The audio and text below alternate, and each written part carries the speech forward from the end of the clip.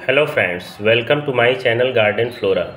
दोस्तों, आज मैं आप लोगों के लिए लेके आया हूँ बहुत ही खूबसूरत सा, बहुत ही फॉर्चुनेट प्लांट, बहुत ही भाग्यशाली पौधा जिसको हम लोग जेट प्लांट बोलते हैं। इसको बटन प्लांट के नाम से भी जानते हैं। दोस्तों, ये एक परमानेंट सकुलेंट कैटेगरी का प्लांट है। एक बार लगा दो तो घर में बहुत ही सुंदर सा शोभा भी बढ़ाता है और साथ साथ में बहुत ही प्रॉस्पेरस प्लांट भी माना जाता है, बहुत ही समृद्धि वाला पौधा माना जाता है। जापान में इसका कुछ ज़्यादा ही महत्व है। वहाँ पर लोग जो है इसे बोनसाई के रूप में लगाना बहुत ही ज़्यादा शुभ मानते हैं। दोस्तों, तो इस प्लांट की पॉटिंग के बारे में हम देखेंगे किस तरीके से कटिंग ग्रो करा सकते हैं और कौन कौन सी केयर की रिक्वायरमेंट होती है।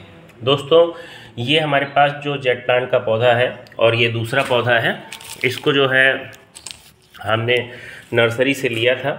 लेकिन इसके पहले इधर वाली जो ब्रांचेस हम देख रहे हैं, ये हमने दोस्तों देखो, ये हम तोड़ के लाए थे। यहाँ पर आप देखो टूटी हुई बनी भी है और अभी ये ग्रो करने लग गया, इसमें नई लीव्स भी निकल आई हैं दोस्तों। तो ये अब ग्रोथ शुरू हो गई है। तो सिंपल सा तरीका होता है कि अगर आप जो है कटिंग से लगाना चाहते हैं तो आप जो है किसी पॉट में लगभग 70% तक गार्डन सॉइल, 30% के अबाउट तक जो है आप जो है उसमें कंपोस्ट ले लें। उसका मिक्सचर में अगर लगाते हैं तो बढ़िया ग्रोथ होती है, या कोकोपीट में भी लगा देते हैं तो बहुत आसानी से ग्रो कर जाता है। दोस्तों, तो बहुत सिंपल सा तरीका होता है। नॉर्मल जैसे कटिंग आप घर पे लगाते हैं, कोई खास केयर की ज़रूरत नहीं होती, आराम से ग्रो कर जाती है। ये लगभग 25 दिन पहले मैंने इस तरीके से कटिंग लगाई थी और इसमें ये जो बड़ी बड़ी साइज़ की लीव्स आपको दिख रही हैं, ये बड़े साइज़ की, ये दोस्तों जो है अब नई लीव्स निकली हैं, अब इसमें ग्रोथ स्टार्ट हो गई है। तो कोई दिक्कत नहीं होती, बहुत आसानी से ग्रो कर जाता है। ये तो हमें नर्सरी में फ्री में ही मिल गया था। एक जो है गवर्नमेंट नर्सरी है, उसमें माली भैया ने हमको ये फ्री में ही 3 पौधे दिए थे। एक ये 2 जेट प्लांट के पौधे और एक एरेथ्रियम का पौधा जो सामने आपको पर्पल कलर की लीव्स का दिख रहा है। दोस्तों, यहाँ पर हम देखेंगे कि ये जो जेट प्लांट है ये सकुलेंट कैटेगरी का है। तो इसमें आप देखेंगे बहुत ज़्यादा वाटरिंग की ज़रूरत नहीं होती है। अगर ओवर वाटरिंग हो जाती है या वाटर लॉगिंग कंडीशन होती है तो ऐसे में पौधा ख़राब होने के चांसेस ज़्यादा होते हैं। तो सबसे ज़रूरी होता है कि अगर हम मिट्टी कोई तैयार कर रहे हैं तो उसको कुछ इस तरीके से तैयार करें कि उसमें वाटर लॉगिंग की कंडीशन हो ही ना। तो दोस्तों, ये हमने छोटे छोटे से 2 पॉट लिए हैं, 6-6 इंच के 2 पॉट हैं। और हम यहाँ पर मिट्टी तैयार करने के लिए दोस्तों क्या लेंगे कि गार्डन सॉइल, सैंड और ये हमारे पास है वर्मी कंपोस्ट। इनको बराबर बराबर मात्रा में ले लेंगे। तो ये हमारे पास वर्मी कंपोस्ट और इन तीनों को ही ले लेंगे। अगर आपके पास जो है कोकोपीट अवेलेबल है तो गार्डन सॉइल की मात्रा को कम करके आप कोकोपीट को मिला सकते हैं। तो ये हम लेंगे। सैंड मिलाना ज़रूरी है क्योंकि इससे ड्रेनेज प्रॉपर रहेगा। सैंड नहीं है तो कई बार वो जो लाल वाली रेती आती है जो प्लास्टर में इस्तेमाल की जाती है, उससे भी ड्रेनेज बहुत बढ़िया रहता है क्योंकि उसमें पार्टिकल साइज बहुत बड़े होते हैं और उसकी वजह से क्या होता है, प्रॉपर ड्रेनेज बना रहता है। दोस्तों, इन गमलों में तो खूब सारे ड्रेनेज होल हैं। आप भी जो भी पॉट सेलेक्ट करें देख लें कि उसमें ड्रेनेज प्रॉपर है या नहीं है।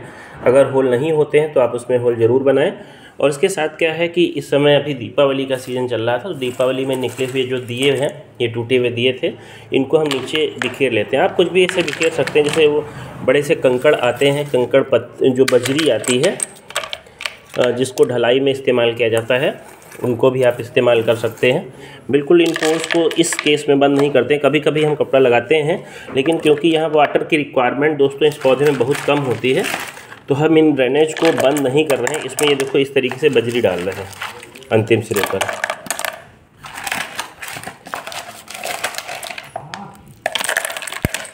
इस तरीके से दोस्तों हमने यहाँ पे नीचे के पार्ट में बजरी भर ली है। और आपको पता है इससे फ़ायदा ये रहेगा कि बिल्कुल भी पानी रुकने नहीं पाएगा।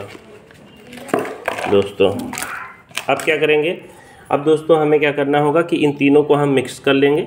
हमने ऑलरेडी इनको मिक्स करके रखा हुआ है दोस्तों इस तरीके से। अब इसको हम भर लेंगे। ये हमने लगभग 30-40% तक भर लिया है क्योंकि ये देखना है। अब दोस्तों यहाँ पर हमें देखना होता है कि ये जो हमारा पौधा लगा हुआ है, अगर नर्सरी से लाए हैं तो बहुत ज़्यादा चिकनी मिट्टी में तो नहीं है। अगर बहुत चिकनी मिट्टी है तो इसको आप जो है पानी में डाल के रख दें, मिट्टी घुल जाएगी और रूट आपकी निकल आएंगी। इस तरीके से कर सकते हैं, क्योंकि ये चिकनी मिट्टी नहीं है, बालू वाली ही मिट्टी है। इसमें आप देख सकते हैं ये बहुत भुरभुरी सी मिट्टी है, तो इसमें कोई दिक्कत नहीं है। इसको इस तरीके से आप देखें, थोड़ी सी मिट्टी में हटाए दे रहा हूँ।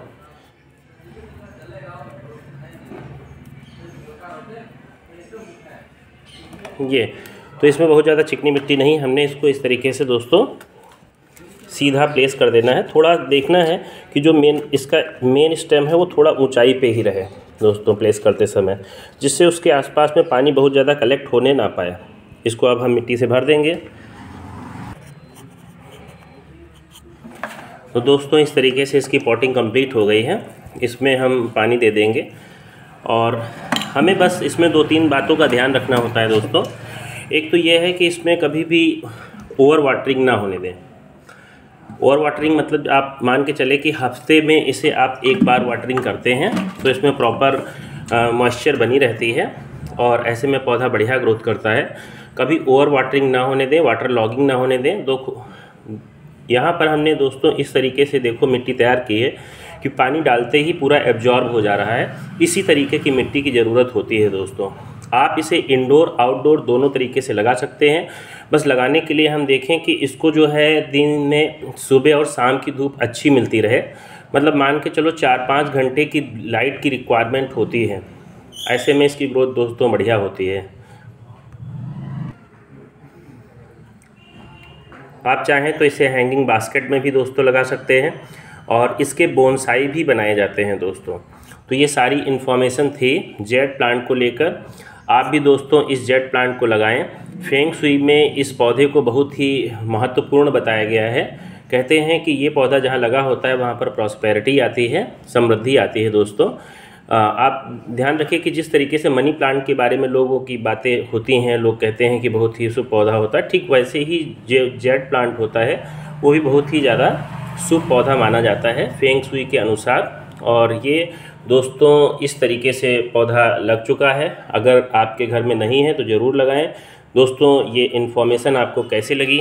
अगर आपको इन्फॉर्मेशन अच्छी लगी हो तो प्लीज़ मेरे वीडियो को लाइक करें, और अगर मेरे चैनल पर नए हैं दोस्तों तो प्लीज़ मेरे चैनल को सब्सक्राइब करें। थैंक यू दोस्तों।